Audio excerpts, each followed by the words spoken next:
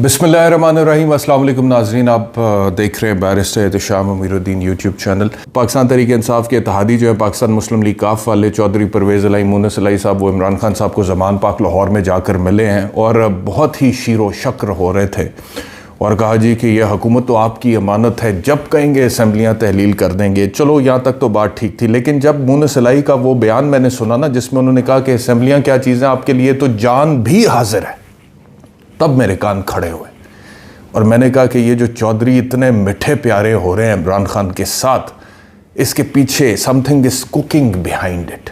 और वो चीज़ें अब आहिस्ता आहिस्ता क्लियर हो रही हैं। पहली चीज़, आप जरदारी साहब का बयान देखें। उन्होंने कहा जी कि इलेक्शन से पहले इमरान खान नाअहल हो सकते हैं, जेल भी जा सकते हैं। ये PDM की इस वक्त टारगेट है उनका कि किसी तरह ये काम हो जाए। अगर इमरान खान को डिफीट करना है, शिकस्त देनी है, तो वो इलेक्शन में तो पॉसिबल होता हुआ नज़र नहीं आ रहा, तो उसके लिए हमें कोई और तरीका कार इस्तेमाल करना पड़ेगा। और वो यही हो सकता है कि या तो इमरान खान को नाअहल करवा दिया जाए या फिर जेल भिजवा दिया जाए। तो एक तो ये उनका टारगेट है और इसके ऊपर वो भरपूर तरीके से काम कर रहे हैं। और जिस लेवल पर काम कर रहे हैं और जिस पैमाने पर काम कर रहे हैं और जितनी दिलजोई के साथ काम कर रहे हैं, वो आने वाले वीलॉग्स में मैं आपको बताऊंगा। तो एक तो ये बात है। दूसरा ये है कि उन्होंने जो पंजाब में इस वक्त इमरान खान साहब की हुकूमत है, PTI की इत्तेहादियों समेत काफ लीग वालों की 10 सीटें हैं, 180 तकरीबन पाकिस्तान तहरीक इंसाफ की सीटें, इसका तोड़ उन्हें चाहिए था कि क्या करें, क्योंकि पंजाब आपको पता है पाकिस्तान का सबसे बड़ा सूबा है। तो आपको याद होगा जब तहरीक आदम एतमाद इमरान खान के खिलाफ बतौर वज़ीर आज़म आनी थी, तो उससे कुछ देर पहले पाकिस्तान मुस्लिम लीग काफ वाले थिड़कना शुरू हो गए थे। परवेज़ अलाई साहब का वो इंटरव्यू आपको याद होगा जो मेहर बुखारी साहिबा को उन्होंने दिया था, जिसमें इमरान खान की परफॉर्मेंस पे उन्होंने बहुत सी उंगलियां उठाई, उनकी पर्सनालिटी पर उठाई और पैम्पर्स और नैपीज़ तक की बात की।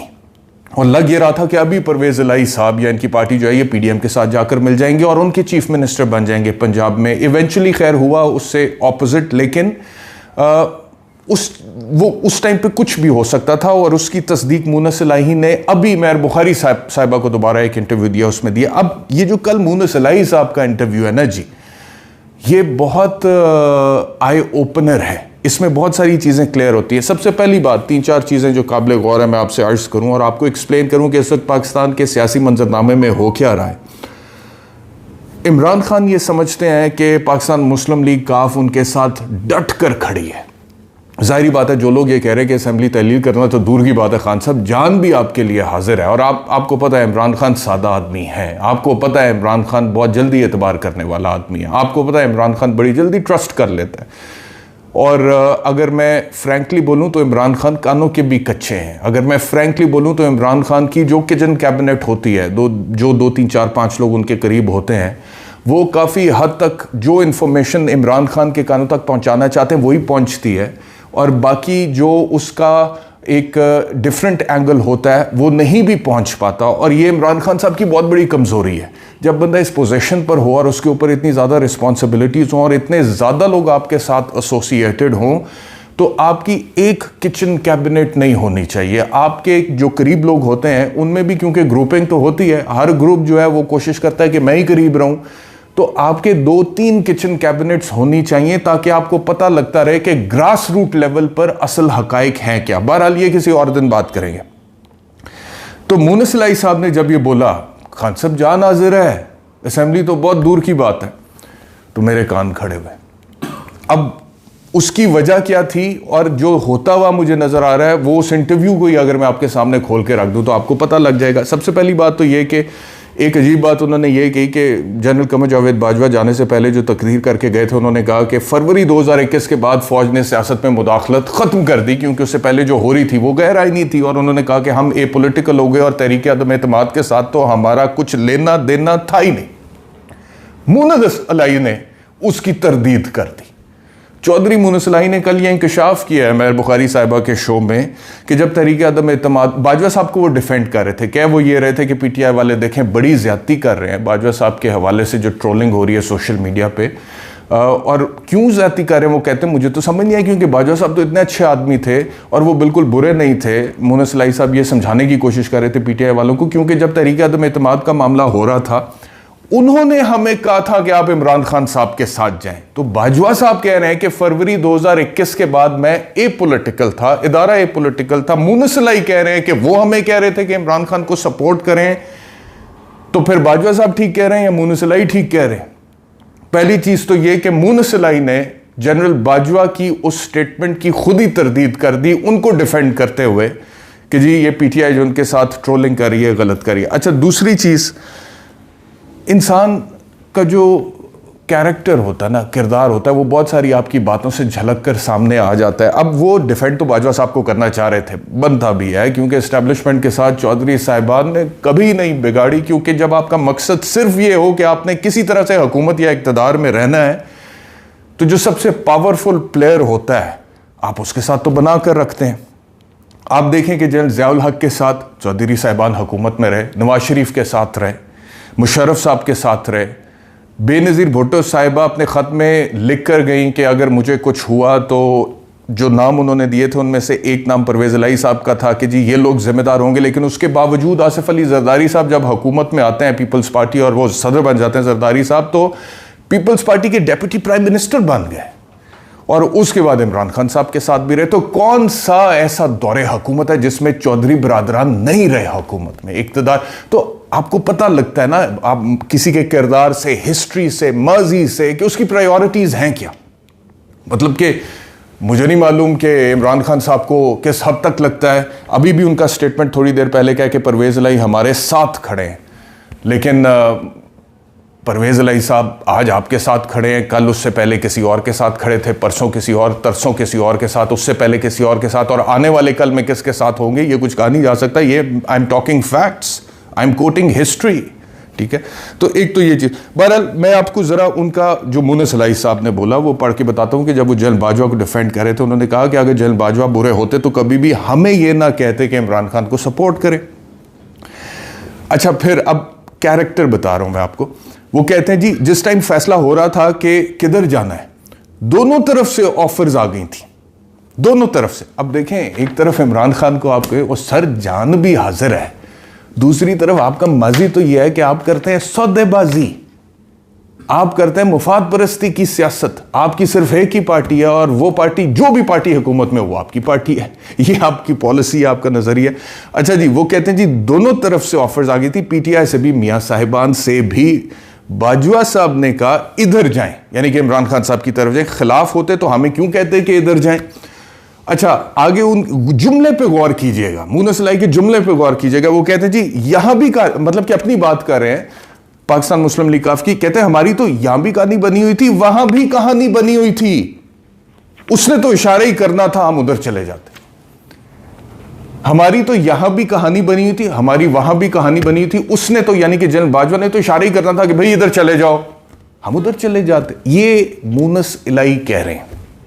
यानी कि मुझे नहीं पता कि इमरान खान साहब को किस हद तक इस बात का इदराक है, होना चाहिए। 3.5 पौने 4 साल वो प्राइम मिनिस्टर रहे हैं। अगर आपको लगता है कि वो आपके साथ डट कर खड़े हैं और आपके एक इशारे पर असेंबलियां तहलील करेंगे, उन्होंने तो आज इस चीज़ पर भी अपने आप को इम्प्यूनिटी दिया मुनस इलाही साहब ने, कि वो जो कातलाना हमला इमरान खान पर हुआ था, उन्होंने कहा जी कि हमारा कसूर नहीं है कि FIR हो नहीं सकी उस दरख्वास्त के मुताबिक। उन्होंने कहा हमारे ऊपर तो दबाव भी कोई नहीं था, कोई दबाव नहीं था कि इमरान खान की दरख्वास्त के मुताबिक FIR दर्ज नहीं होनी चाहिए।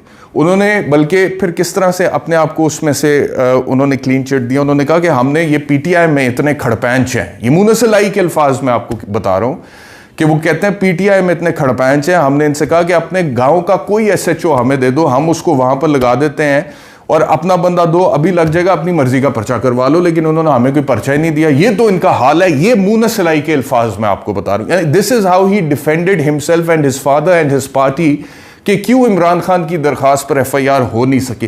तो जहां पर सेफली प्ले करना है, आपको चौधरियों से बेहतर कोई नहीं नजर आएगा। और ये बातें बनी हुई है, मैं मीडिया में इतने लोगों से सुनता हूं, मुझे नहीं पता मीडिया वालों को क्या मिलता है चौधरी बरादरान से, बहुत बड़ी तादाद में। कहते हैं जी बड़े वजेदार लोग हैं, बड़े वजेदार। वो वजेदारी क्या होती है? वजेदारी मतलब कि मेरी नजर में, जिस बैकग्राउंड से मैं आया हूं, मैं मतलब कि no disrespect to the Chaudhry family, but वजेदारी के तो कुछ असूल होते हैं, कुछ नजरियात होते हैं। लेकिन चौधरी साहिबान का जो ट्रैक रिकॉर्ड है, जो हिस्ट्री है, मतलब कि हर आमिर के साथ वो रहे हैं, हर जमहूरी दौर में वो हुकूमत में रहे हैं, बस ऑफर करने की देर है। अभी आपने ऑफर की, कोई नजरिया नहीं, कोई असूल नहीं, कोई बसीरत नहीं, कोई किसी किस्म की और सोच नहीं, और फौरी तौर पर जाकर अगर वजारत मिलती है और अपने लेवल की मिलती है तो उस पर जाके बैठ जाओ और फिर उसको एंजॉय करो। यही नजरिया है उनका। तो इसमें अगर किसी को वजेदारी नजर आती है तो वो उसकी सोच है, लेकिन मेरे लिए तो वजेदारी ये हो है कि जी आपका कोई नजरिया होता है, कोई सोच होती है, फिर आप उसके मुताबिक अपनी सियासत के असूल तय करते हैं और फिर उन असूलों पर चलते हुए आप सियासत करते हैं, और फिर कहीं पर कुछ स्टैंड लेना पड़े तो आप कभी लेते भी हैं स्टैंड। मतलब कि ये तो बड़ा आसान है ना। व्यूअर्स मेरी बात सुने, ये दिल की बात मैं आपसे करने लगूं, और बदकिस्मती से निज़ाम यही है कि ये बड़ा आसान है कि मैंने ये देखा है कि नॉर्मली होता क्या हमारे साथ इशू ये है कि माँ बाप हमें ये सिखाते हैं, टीचर्स हमें ये सिखाते हैं, इदारे हमें ये सिखाते हैं कि मेरिट होना चाहिए बेटा, मेरिटोक्रेसी होनी चाहिए बेटा, देखो मेहनत करो, अच्छे अच्छे असूलों पर चलो तो तरक्की करोगे। लेकिन मैंने इस मुल्क में देखा ये है कि जो जितना असूलों पर कॉम्प्रोमाइज़ करता है वो उतनी तरक्की कर जाता है। सिखाते कुछ और है थ्योरी में और प्रैक्टिकली होता कुछ और है। मेरे जैसे लोग जिनको घोट के पिला दिया जाता है बचपन में ही, तरबियत में, माँ बाप की तरफ से, असातिज़ा की तरफ से, बड़े बुजुर्गों की तरफ से कि बेटा honesty is the best policy, इस पर चलो, सही को सही कहो, गलत को गलत कहो, किसी जगह पर स्टैंड लेना बनता है तो लो, मुफाद परस्ती मत करो। और जब हम प्रैक्टिकल लाइफ में घुसते हैं तो देखने को यह मिलता है कि जो इन असूलों पर सबसे ज्यादा कॉम्प्रोमाइज करता है वो सबसे बड़ा बेनिफिशियरी बन जाता है। वो कोई चीफ मिनिस्टर बन जाता है, वो कोई प्राइम मिनिस्टर बन जाता है, वो किसी आला ओहदे पर चला जाता है, वो कोई फाइनेंशियली बहुत आगे निकल जाता है। तो ये इस मुल्क का बहुत बड़ा मसला है भाई। या तो हमारी जो तरबियत है उसमें हमें बताओ कि इस मुल्क में यह निजाम है और इसके मुताबिक बेटा चलो तो तरक्की करोगे, और अगर नहीं तो फिर निजाम को ही ठीक कर लो यार। मतलब कि बच्चों को, हमारे आने वाले जो बच्चे हैं उनको उस कंफ्यूजन का शिकार तो ना करो जिस कंफ्यूजन में हम रहे हैं। बहरहाल ये जी इनका है। अब सवाल यहां पर 2-3 है। सवाल ये है कि क्या मुनस इलाही साहब जो हैं उन्होंने, अच्छा फिर उन्होंने जल बाजवा को डिफेंड करते हुए ये भी कहा कि देखें मैं पाकिस्तान तहरीक इंसाफ के साथ, और मतलब कि ये उनका राइट है, वो कर सकते हैं डिफेंड, और पीटीआई वाले जो है वो अपना मौक़िफ़ रखे हुए हैं। मैं मौक़िफ़ कोट कर रहा हूँ फ़िलहाल दोनों के आपको। उन्होंने कहा जी देखें अगर ये आपके साथ इतने बुरे होते हैं तो इन्होंने आपको बड़ा सपोर्ट किया, ऑल आउट जाके आपको सपोर्ट किया। वो बाजवा साहब का जो बयानिया था ए पॉलिटिकल होने का, उसकी धज्जियाँ उड़ा दी मुनस इलाही साहब ने खुद ही उन्हें डिफेंड करने के चक्कर में। इसलिए ये भी कहते हैं कि बेवकूफ़ दोस्त से अक्लमंद दुश्मन बेहतर होता है। तो एक ये भी मिसाल यहाँ पर फिट बैठती है। दूसरा ये है कि उन्होंने कहा कि सिर्फ अब ये इसलिए कि वो सीट पर नहीं है तो देखें पीटीआई वाले कितनी ज्यादती कर रहे हैं। ये मुनस इलाही साहब कह रहे हैं, मतलब कि he has deleted, removed the entire episode of what happened after the success of the vote of no confidence against Imran Khan till the time कि इमरान खान को गोलियां वज़ीराबाद के जलसे में लगती है। उसमें अदम एतमाद के बाद आप ये देखें पॉलिटिकल मनूवरिंग हुई, इत्तेहादी टूटे, अरकान मुनहरिफ हुए, 25 मई को इमरान खान के कारकुनान निकले, उन पर तशद्दुद हुआ, जिनकी पीटीआई वालों को तो तकलीफ़ है। उसके बाद फिर पीटीआई वालों को ये तकलीफ़ है कि एफआईआर्स हुई उनके रहनुमाओं पे, उनको ये तकलीफ़ है उनके अपने लीडर इमरान खान पे इतनी एफआईआर हुई, उनको ये तकलीफ़ है कि उनके जो मौक़िफ़ को सपोर्ट करने वाले सहाफ़ी थे उनके साथ बड़ा मुतशद्दिद रवैया इख्तियार किया गया। एक एक सहाफ़ी पे एक दर्जन से ऊपर एफआईआर हुई। उन्हें यह तकलीफ़ है कि अरशद शरीफ के साथ आज शहीद लगाना पड़ता है। पीटीआई वालों को यह तकलीफ़ है। उन्हें यह तकलीफ़ है कि इमरान खान पे दहशतगर्दी का पर्चा दे दिया। उन्हें यह तकलीफ़ है कि इमरान खान पे तौहीन अदालत लगा दी। उन्हें यह तकलीफ़ है कि इमरान खान को वज़ीराबाद में गोलियां लग गईं। तो बात इतनी सादा नहीं थी जितनी मुनस इलाही साहब ने कहा। मैं ये हरगिज़ नहीं कह रहा कि बाजवा साहब की ट्रोलिंग होनी चाहिए। मैं हरगिज़ ये नहीं कह रहा कि उन्हें गद्दार या मीर जाफ़र या मीर सादिक कहना जस्टिफाइड है। मैं सिर्फ ये कह रहा हूँ कि मुनस इलाही साहब जितनी सादगी से प्रेजेंट कर रहे हैं और पीटीआई को आईना दिखाने की कोशिश कर रहे हैं कि भाई कोई शर्म करो, वो तो तुम्हें सपोर्ट करते थे और तुम जो सिर्फ वो सीट से उतरे हैं तो तुम लोगों ने उनके खिलाफ जाकर ये बोलना शुरू कर दिया। The fact of the matter remains कि जब ये सब कुछ हो रहा था जिसकी पीटीआई वालों को तकलीफ है, तो उस टाइम पर एस्टैब्लिशमेंट और पीडीएम का एक पेज बरकरार था। और फिर आपकी अपनी जुर्रत तो इतनी है, अखलाकी जुर्रत, मुनस इलाही साहब की मैं बात कर रहा हूँ कि आपसे जब एंकर साहिबा ने ये सवाल पूछा कि आप कह रहे हैं कि ऑल आउट जाके जल बाजवा ने पीटीआई को सपोर्ट किया था, तो क्या पीडीएम की हुकूमत बनी है तो वहाँ पर भी सपोर्ट तो किया होगा? तो कहते हैं नहीं जी मुझे तो पता नहीं। ओहो जी मैं तो पंजाब में बैठा हुआ हूँ, तो पंजाब में बैठ के मैं वफाक की कैसे बात कर सकता हूँ। फिर एंकर वॉज वेरी स्मार्ट, मेहर बुखारी साहब, उन्होंने कहा जी कि अच्छा चले पंजाब का मुझे बता दें, वो FIR जो होनी थी वो उसमें कोई दबाव था? कहते हैं जी कोई दबाव नहीं था। तो कहने का मकसद ये है, what I am just trying to say, कि मैंने पिछले हफ्ते अपने एक प्रोग्राम में एडवोकेट जनरल पंजाब अहमद अवैस से एक सवाल पूछा था कि ये बहुत शीरो शकर आजकल PTI PMLQ है, और क्या आगे जाके जब भी इंतखाबात होते हैं सीट एडजस्टमेंट होगी? उन्होंने बोला जी ये फैसला तब होगा, लेकिन हम साथ चलने वाले लोग हैं, वो भी वज़ादार लोग हैं, हम भी वज़ादार लोग हैं। तो भाई सोच लेना, ये मैं इमरान खान साहब को पैगाम दे रहा हूँ। मतलब कि पॉलिटिक्स में तो of course one has to take very wise moves ना, कि एक तो वैसे ही अगर पॉलिटिकल पॉइंट ऑफ व्यू से देखा जाए तो इमरान खान को अगर नज़र आता है कि मैं बहुत ज़्यादा मकबूल हूँ और मैं 10 सीटों पे सीट एडजस्टमेंट करके अपने कैंडिडेट्स को क्यों छोड़ूं, ताकि वहाँ पे कल को PMLQ वाले अपने बंदों को इलेक्ट करवाएं और फिर दोबारा पॉलिटिकल ब्लैकमेलिंग हो, फिर किसी तरीके अदम एतमाद के मौके पर या असम्बलियाँ तहलील करने के मौके पर, तो this is going to be a politically very unwise move अगर इमरान खान करते हैं।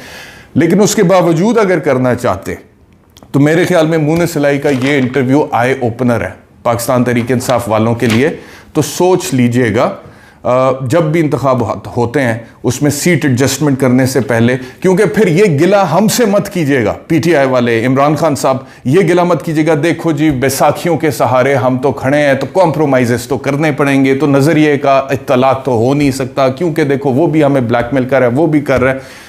अभी टाइम है, इसके ऊपर सोच लें। बहुत शुक्रिया वीलॉग देखने के लिए। इंशाल्लाह आपसे दोबारा मुलाकात होगी। अपना ख्याल रखिए।